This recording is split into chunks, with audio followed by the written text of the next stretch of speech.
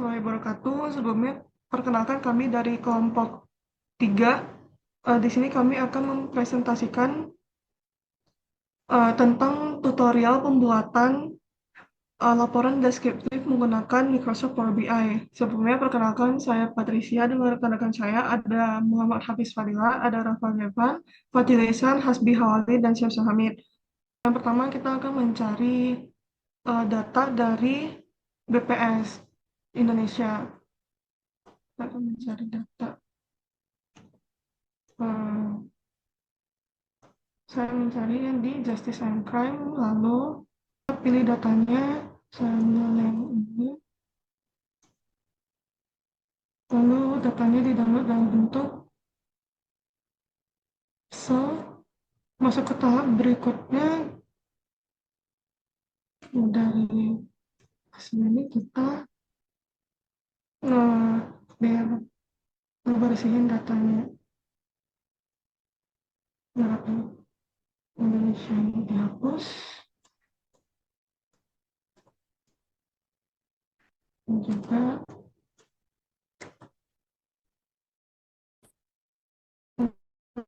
sosial.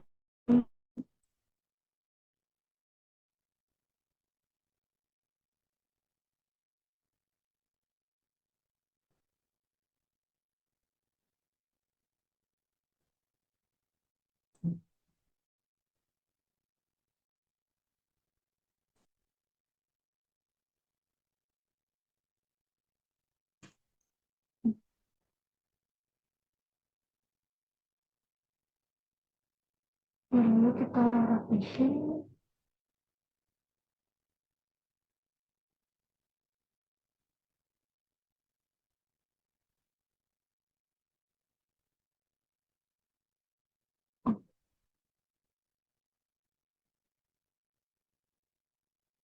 Setelah clear datanya, kita save lagi, lalu kita move ke Microsoft Power BI. Lalu kita pilih kolomnya yang tadi,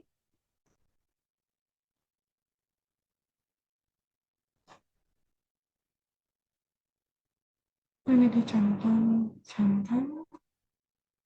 ini muncul data yang di Excel tadi yang udah dirapihin, di load.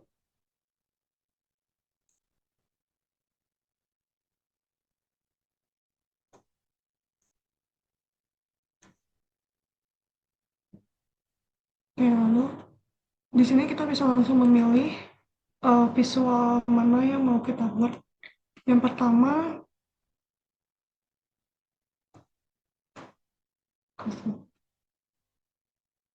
kita di sini bisa langsung dicentang aja untuk munculin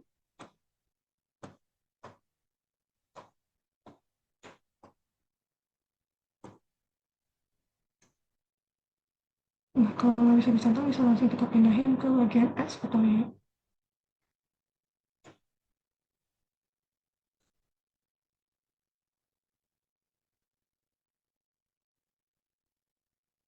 Oke, di sini saya akan langsung menjelaskan bentuk visualisasi yang pertama, yaitu ini visualisasinya namanya cluster bar chart. Jadi ini untuk memetakan jumlah laporan kejahatan di tahun 2021 di total tuh ada 34 polda. Jadi kita itu bisa lihat kontras yang tajam di mana kita bisa langsung lihat itu Sumatera Utara mencatat di laporan paling tertinggi di paling atas dan diikuti oleh Metro Jaya dan Jawa Timur. Sebaliknya kalau seperti Maluku Utara itu memiliki laporan terendah bahwa Madagaskar itu beban kriminalitasnya masih terpusat padat oleh penduduk dan pusat ekonomi. Jadi bentuk bar chart horizontal ini terbilang efektif untuk membandingkan banyak kategori sekaligus. Jadi orientasinya memastikan nama setiap polda itu bisa terbaca dengan jelas, bisa lihat di bagian kiri nama-nama daerahnya.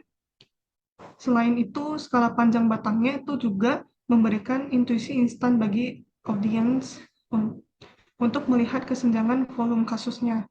Bisa langsung dilihat seperti tadi, Sumatera Utara paling tinggi. Untuk keunggulan dari cluster bar chart ini, itu menjadikan data jumlah kejahatan terletak kemampuannya untuk melakukan perbandingan secara instan tadi.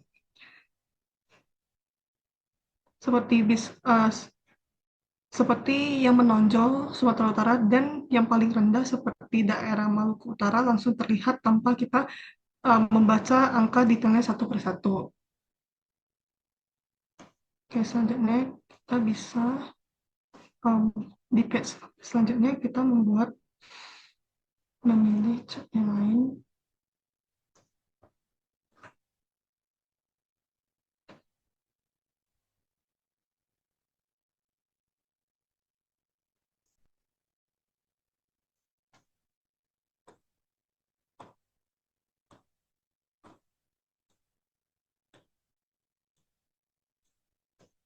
Ini untuk donat chart yang akan dijelaskan oleh teman saya Fatihul.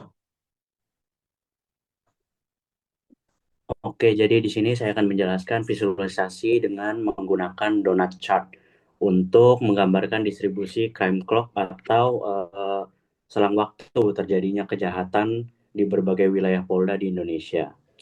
Terlihat dalam layar di sini, kalau setiap potongan warna itu menjelaskan atau merepresentasikan proporsi durasi waktu rata-rata terjadinya satu tindak pidana di masing-masing wilayah.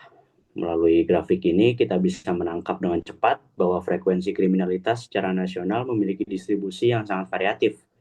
Luas potongan lingkaran ini memudahkan kita untuk langsung mengidentifikasikan daerah mana yang memiliki intensitas kejadian paling tinggi dibandingkan daerah lainnya tanpa perlu membaca angka yang rumit satu persatu. Nah, di sini kami memilih donut chart karena dua keunggulan utamanya. Yang pertama, visual ini sangat kuat dalam menunjukkan part-to-whole relationship, sehingga audiens bisa melihat kontribusi tiap daerah terhadap total data nasional secara instan. Yang kedua, tampilannya jauh lebih bersih dan modern dibandingkan pie chart konvensional, sehingga data yang kompleks ini jadi lebih sederhana untuk dipahami. Jadi, melalui visual ini kita dapat menyimpulkan bahwa distribusi waktu kriminalitas itu tidak merata, dan donut chart ini membantu kita memetakan fokus perhatian dengan lebih efisien. Sekian, terima kasih.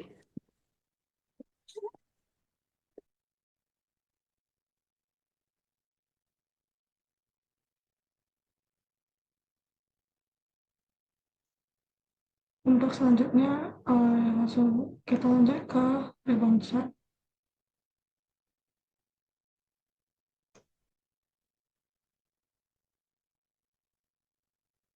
Siapa, Pat? Rebound chart ini akan dijelaskan oleh Hafiz. Baik, selanjutnya, pada visualisasi ini, kita menggunakan rebound chart untuk membandingkan antara jumlah kejahatan dilaporkan dengan presentasi penyelesaiannya di berbagai wilayah Polda. Nah, melalui pita-pita berwarna yang saling terhubung, grafik ini memperlihatkan bagaimana posisi atau peringkat suatu wilayah itu dapat berubah ketika kita beralih dari indikator jumlah kasus ke indikator tingkat penyelesaian. Jadi, tidak hanya melihat besar kecilnya angka, tetapi juga bagaimana kinerja penanganannya. Dari sini kita bisa mengamati bahwa wilayah dengan jumlah laporan kejahatan yang tinggi belum tentu memiliki persentase penyelesaian yang tinggi. Hal ini memberikan gambaran yang lebih mendalam mengenai efisiensi kinerja kepolisian di masing-masing daerah. Nah, keunggulan dari rebound chart ini terletak pada kemampuannya dalam menampilkan perubahan peringkat secara dinamis. Berbeda dengan grafik batang biasa, visualisasi ini secara otomatis mengurutkan data berdasarkan nilai tertinggi dari setiap kategori, sehingga kita bisa langsung melihat wilayah mana yang mengalami kenaikan atau penurunan posisi. Selain itu, alur pita yang mengalir juga memudahkan kita untuk mengikuti satu wilayah tertentu di tengah banyaknya data tanpa kehilangan konteks perbandingan. Kemiringan pita juga menjadi informasi penting. Semakin tajam perubahannya, semakin besar perbedaan nilai atau peringkat antara dua indikator yang dibandingkan.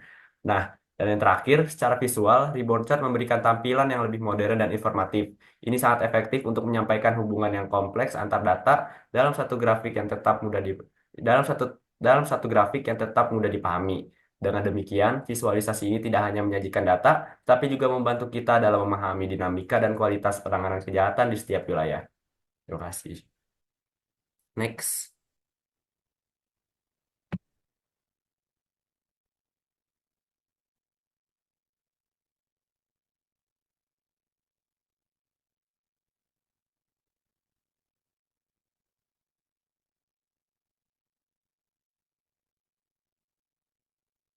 Next ada line and stack column chart akan dijelaskan oleh Rafa.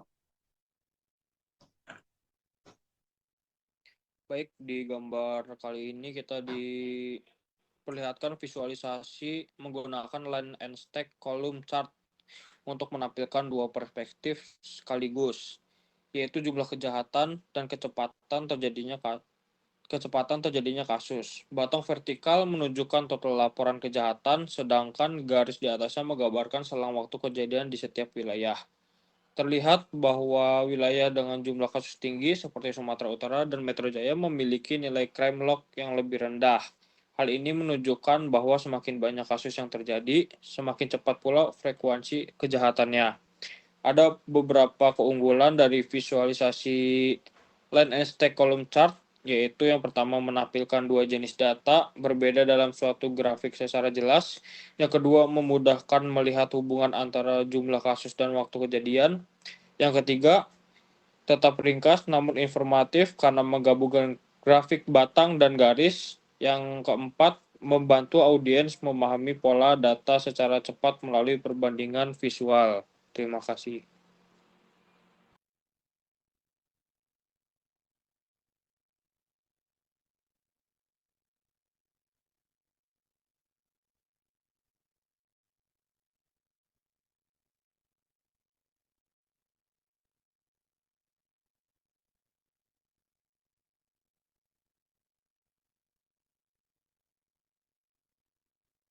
Untuk ada line chart yang akan dijelaskan oleh Hasbi. Jadi pada visualisasi ini kita menggunakan line chart untuk melihat presentasi penyelesaian tindak pidana di berbagai wilayah Polda.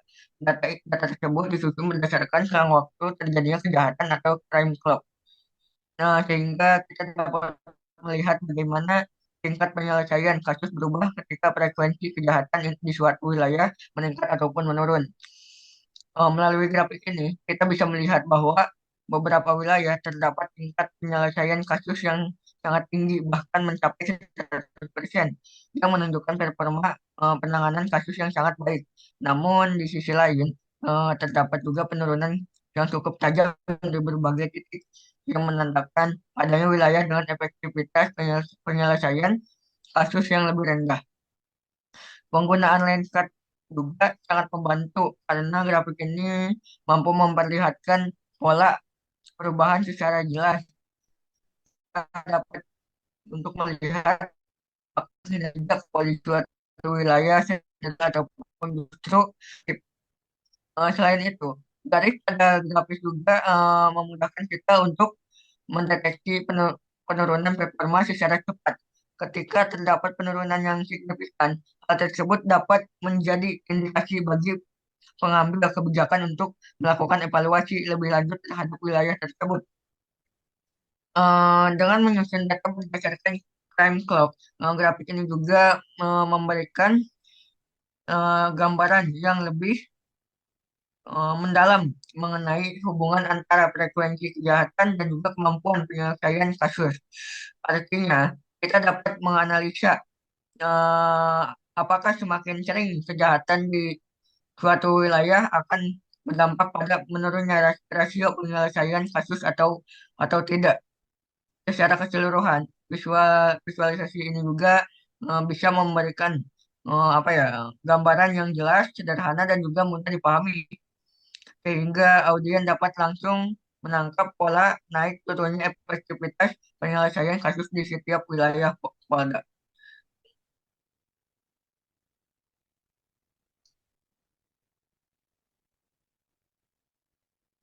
Oke, lanjut.